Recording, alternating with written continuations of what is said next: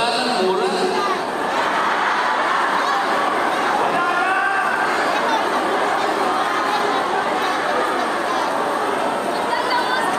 Mapapamura ka talaga.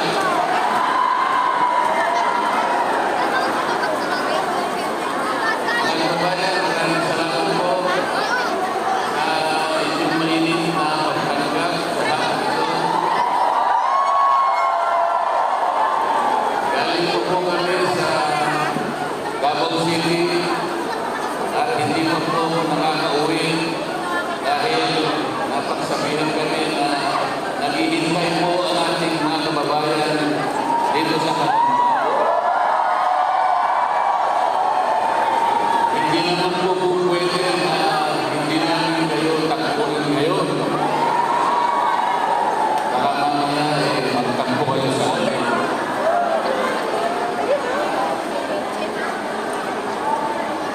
Bakit po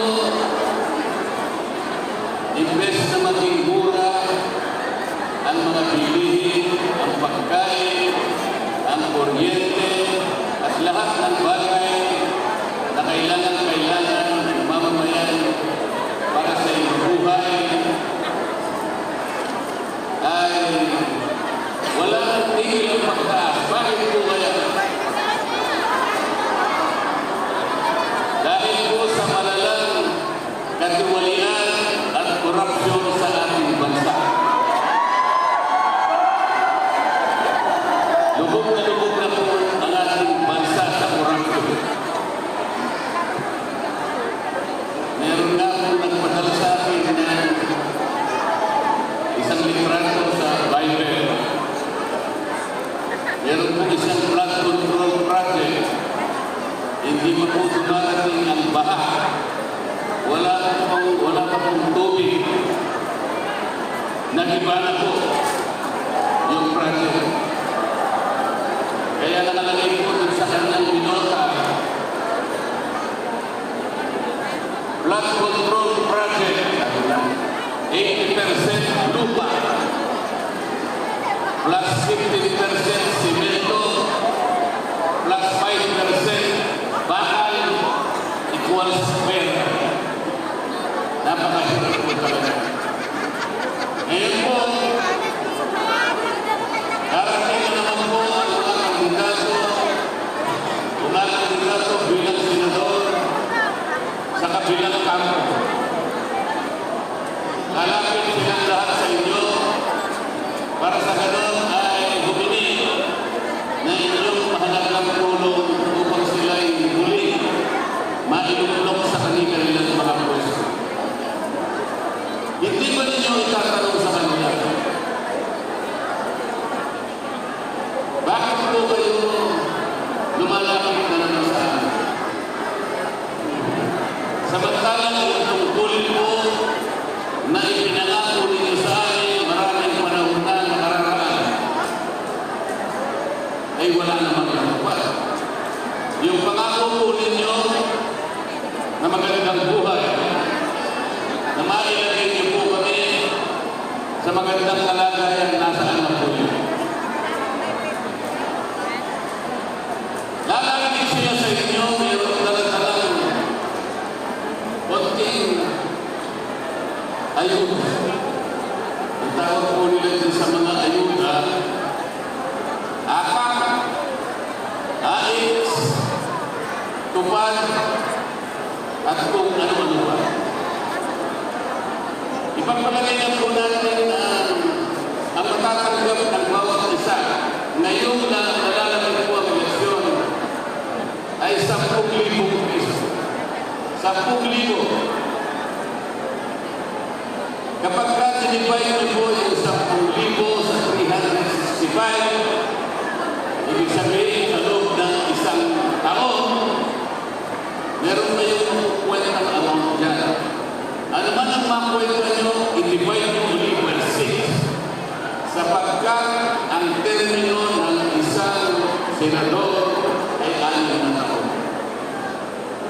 Katapos-tapusan ang makukwenta nyo dyan, 5 piso isang araw ang katumbas ng ibibigay nilang 10,000 sa inyo sa loob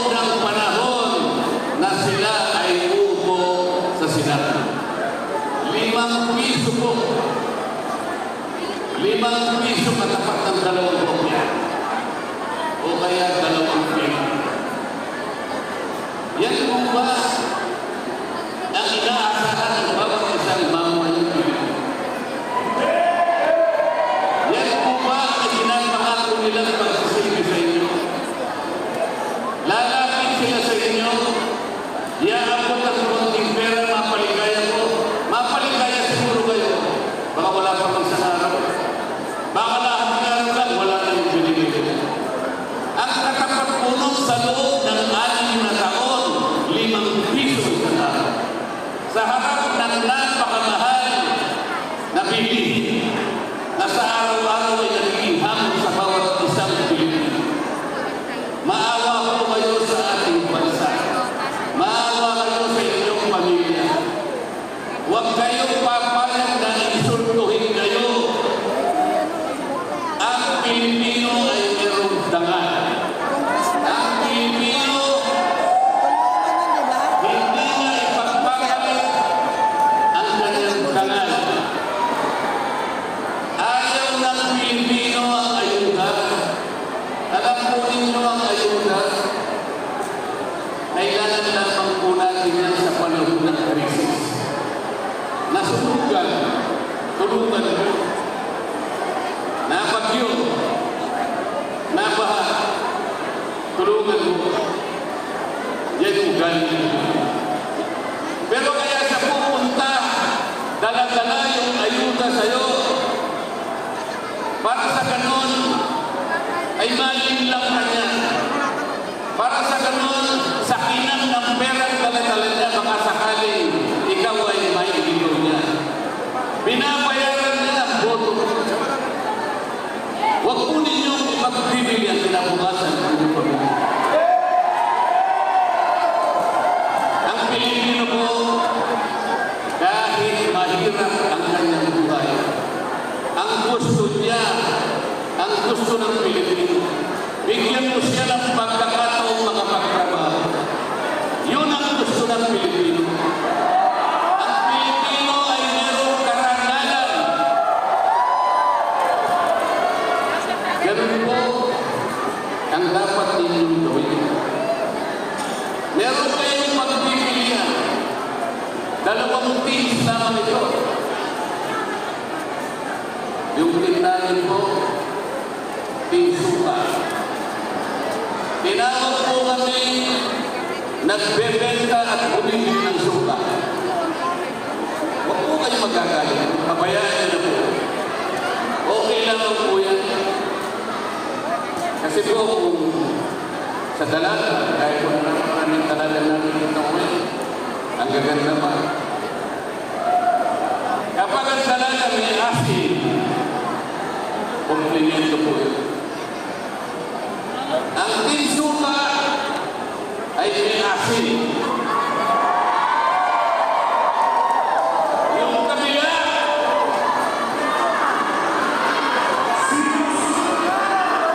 umasin na. Umasin na. Isimplify na lamang po natin ang issue, mga kababayan.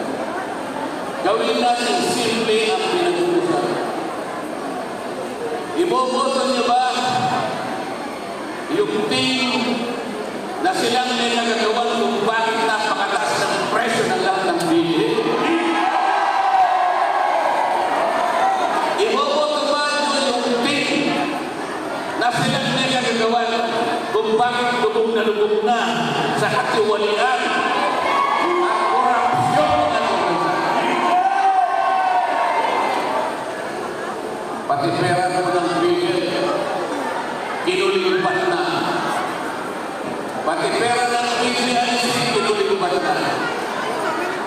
Pati pera ng 2 bangko na ang kanilang gawain ay palaguin ang ekonomiya ng bansang ito, kinulimbat din. At inilagay nila ang mga pera yan sa mga proyekto na silang nakikita. Yan po ba ang team na iboboto ninyo? Yung team na yan din ang may kagagawan kung bakit na-impeach ang Vice President. Gusto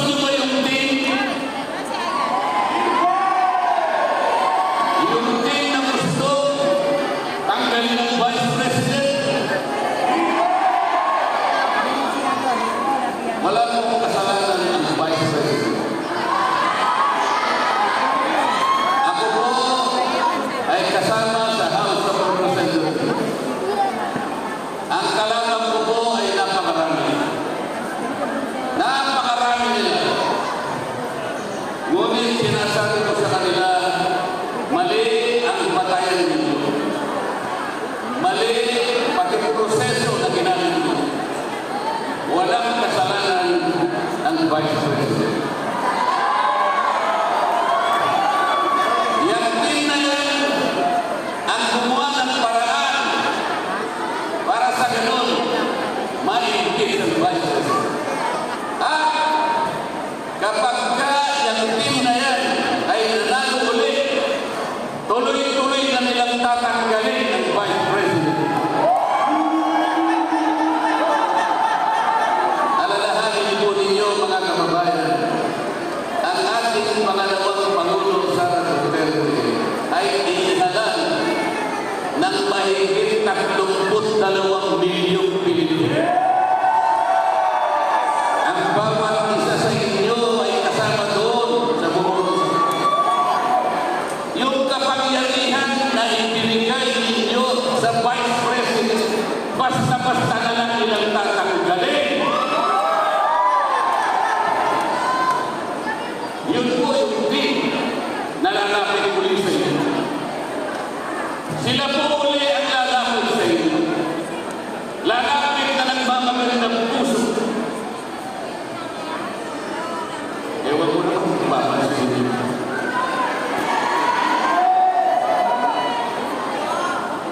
Yung team suka, sila lamang ang nakakaalam kung paano i-address ang lahat ng hamon na kinakaharap natin.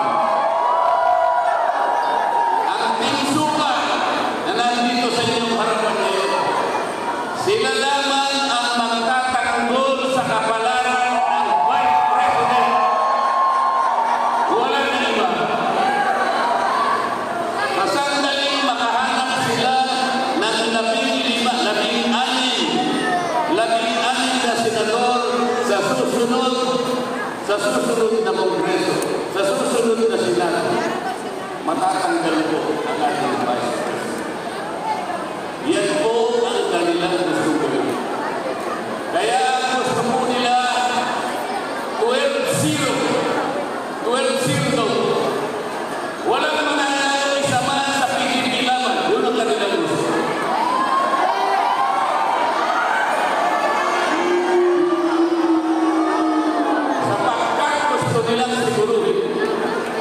Gusto nilang siguruhin na matatanggal ang Vice President. Papayag po ba kayo na mangyari ito?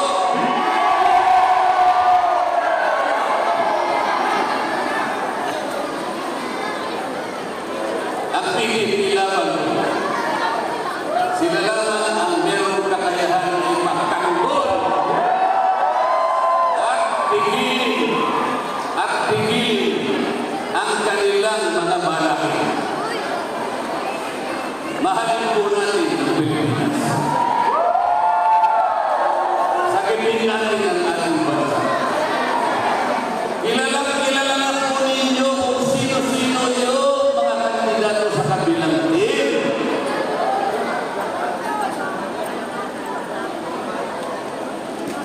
Kilala na po ninyo. Babalik-balik na lang. Babalik-balik. Yung karamihan sa kanila, nakabalik na ng ilang beses.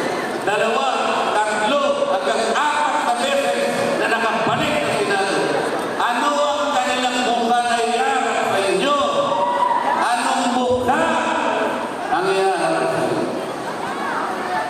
Kailangan po ninyo sinampan nila. Paglapit po ninyo. Ang totoo yan, hindi po sila lumalapit ng personal. Ang ginagamit nila television, ang ginagamit nila radyo, mga tarpaulin, kung ano-ano, sapagkat nahihiya sila na lumapit sa inyo. Sapagkat titignan nyo sila sa kanilang mga mata, hindi sila makakatingin sa inyo. Ngunit ang pinipilaman, sila po, titignan kayo straight in the eye.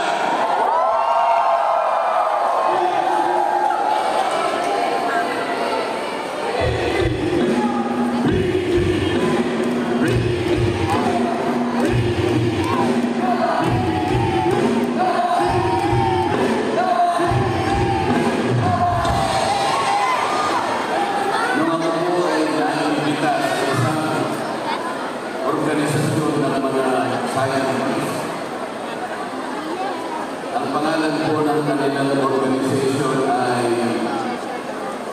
Filipino Scientist Society. Noong kanilang 81st founding anniversary, ako po ay pumunta sa kanila sapagkat inibitahan ko ang makapagsalita sa kanila. Nakakarami ko pa nilang na-invento ng mga gamit na mahalaga na kakain po ang bawat isang Pilipino. Baka hindi po niniwala yung Filipino Inventor Society. Sila po ang naka-invento ng karaoke. Sila rin ang naka-invento ng yoyo. Pilipino pala. Sila po yung naka-invento rin ng bamboo incubator. Naka-invento rin po sila ng unsinkable portable boat. Mahalagang mga bagay po. At saka isang napakamahalagang panpikit na ginagamit sa ating mga barko. Meron din po silang na-inventong 3-in-1 jeep. Pati pala yung banana ketchup. Sila pala ang nakainvento. Tinanong ko po sila bago ko umalis. Napakarami po pala ninyong nagawang innovation para sa ating mga mamamayang Pilipino. Bakit nakalimutan po ninyo ang isa sa pinakamahalaga, lalong-lalo na po sa panahon ng eleksyon? Kasi po sa dami po ng mga kumakandidat, nahihirapan po yung ating mga mamamayan na pumili. Yung iba po kasi naililigaw sapagkat may kalagalang kung ano. Yung katangian po, mahirap po sukatin. Kung ano lang karanasan, kung anong experience, nahihirapan po ang ating mga kumakan. Pero kung naka-invent po kayo ng isang aparato, na ilalagay po natin sa harapan ng Comelec, doon sa Intramuros. Simple lang po ang gagawin nyo. Lahat po ng kumakandidatong mga senador, padaanin po natin sa aparato. Para yung mga scanner na kapag kayo po ay maglalakbay sa ibang bansa, dumadaan po kayo sa isang scanner. Yung luggage po ninyo, pararaanin niyo po sa isang makina at tutunog-tunog yan kung meron pong ayaw na dalhin. Pati po kayo may lakusan po na talagang malinis ang katawan ninyo na kayo makalalakpas diyan sa mekanismo na yan. Ang sabi ko, kung kayo po'y naka-invento ng aparato katulad nun, lahat po ng kandidatong senador, dadaan. Kapag tumunog at nagkulay-pula, disqualified. Hindi pwede. Hindi ka pwede itong silbi. Wala kang gagawing mabuti sa mamamayang Pilipino. O, tinapakadali. Alam po ninyo, pag lahat po ng senador ay pinagkandol, hindi mo po alam kung mayroong papasa doon sa kabilang team.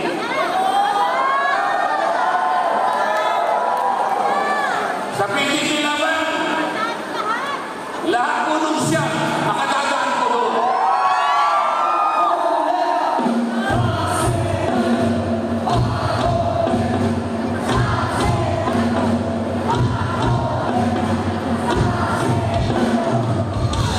Nakikiusap po ako na dalhin po ninyo yung buong slate ng PDP naman.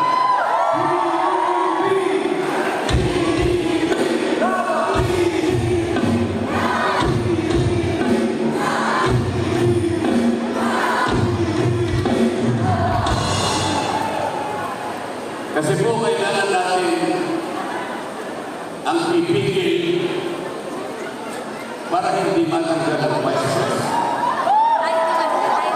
Lahat po ng ayaw, lahat po ng gustong manatili ang vice president, lahat po kayo hinahamon namin.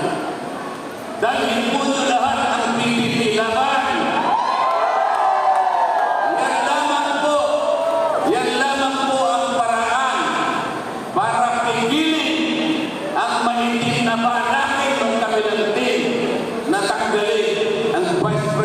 si Sara Duterte. Maraming salamat po